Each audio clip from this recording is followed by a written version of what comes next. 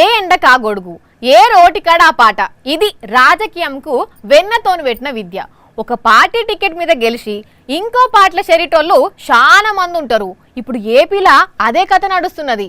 వైఎస్ఆర్సీపీ లీడర్లను భయపెట్టి, బతిమిలాడి, బెదిరించి, పైసలిచ్చి వాళ్ళ పార్టీలా షెరిక చేసుకుంటున్నది అధికారం పార్టీ.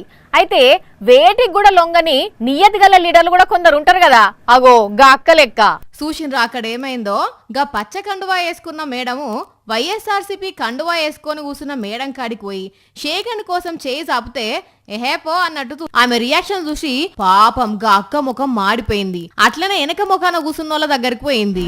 కూటమి సర్కార్ కుర్సీ ఎక్కినప్పటి నుంచి వైఎస్ఆర్సీపీ కౌన్సిలర్లను, కార్పొరేటర్లను వాళ్ళ పార్టీలో చేర్చుకునే పనిలో పడ్డది. ఎన్టీఆర్ జిల్లా తిరువూరు నగర పంచాయతీ చైర్పర్సన్ పదవి గెలుచుకునేందుకు అన్ని వదిలేసుకున్నారు. మొత్తం 20 మంది కౌన్సిలర్లు ఉంటే అందులో 17 మంది వైఎస్ఆర్సీపీ వాళ్లే. అయినా సరే వాళ్ళను బెదిరించి, భయపెట్టి 7గురిని టీడీపీలో చేర్చుకున్నారు. వాళ్ళ మద్దతుతోని చైర్పర్సన్ పదవి దక్కించుకున్నారు. ఆ తర్వాత వైఎస్ఆర్సీపీ నుంచి టీడీపీలో చేరిన ఓ కౌన్సిలరు వైఎస్ఆర్సీపీ కౌన్సిలర్ దగ్గరకు వచ్చి చేయి అందిస్తే అప్పుడు ఆమె చూసిన సూపుకు పచ్చకండువా వేసుకున్న కౌన్సిలరు తలదించుకొని ఆ నుంచి పోయింది.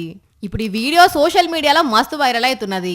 పైసలకు అమ్ముడు పోనోళ్ళు, కేసులకు భయపడనోళ్ళు గట్లనే ఉంటారు అని కామెంట్లు పెడుతున్నారు నెటిజన్లు.